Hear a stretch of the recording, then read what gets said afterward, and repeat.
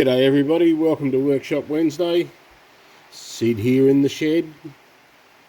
Raining. It's November, it's almost summer here and it's more like winter. This week I'm going to show you my process for making a little incense burner. I made one yesterday and I thought, well, that's quite a nice little project. There'd be many and varied ways to do this.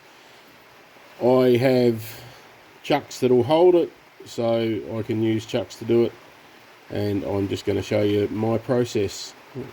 These are little items that sell quite well in my shop, and I've run out, so I've got to make a few more. So this is a piece of Redgum. Buckle in for the ride and enjoy, and I will see you at the end. So I've got this mounted up in the Vic Mark 100mm jaws. My process is I will make a little tenon / mortise here, leaving the centre in, because that's what I need for my little cone for my incense stick. Then I'll turn it round, do the outside, shape the outside, put a foot on it, turn it back round again and do the inside. The tools I will use to do this: trusty 1/2 inch spindle gouge, trusty 1/2 inch bowl gouge, my half round scraper, that's basically just to form my mortise on the outside, parting tool, and my little drill for drilling the hole for the incense stick to sit in.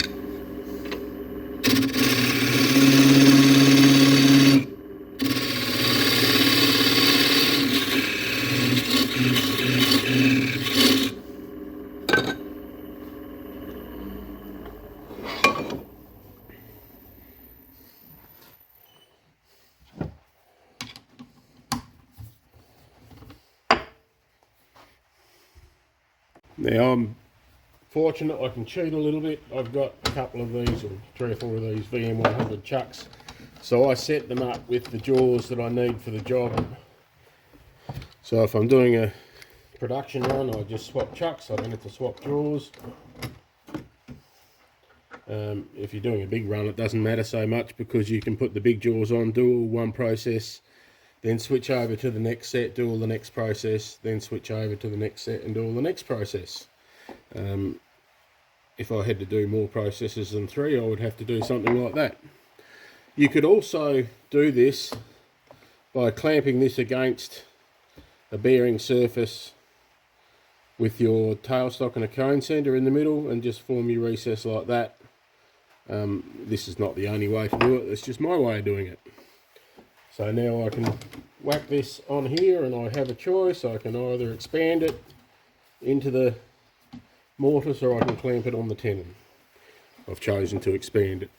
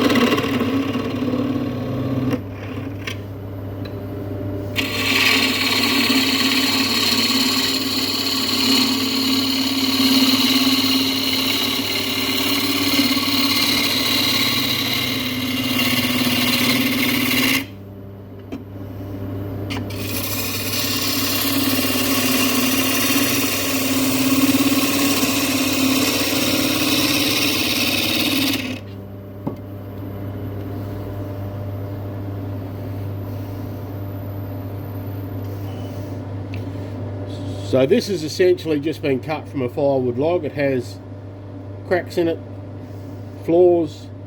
Doesn't seem to matter for these incense holders. People seem to pick the ones that have little faults in them over the arguably perfect ones, so I don't worry about the cracks and that too much. So this is just a piece that I had set up in the back that had a few cracks in it, too many cracks in it to make anything useful out of it in bowls or spindles, so I sliced it up into pieces to make these out of.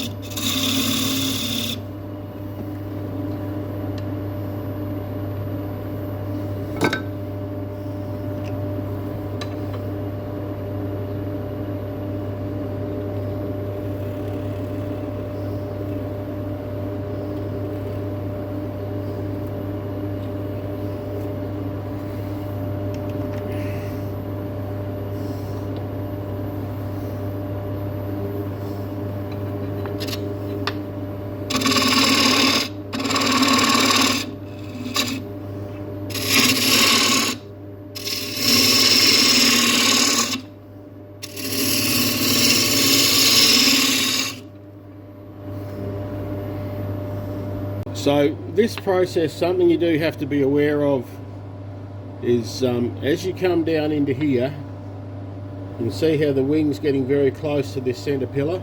You do not want to catch the wing on that middle pillar. At the very least, it'll put a nasty chunk in there that will take you a little while to get out, and at worst, it'll launch this piece of wood, and it could go anywhere.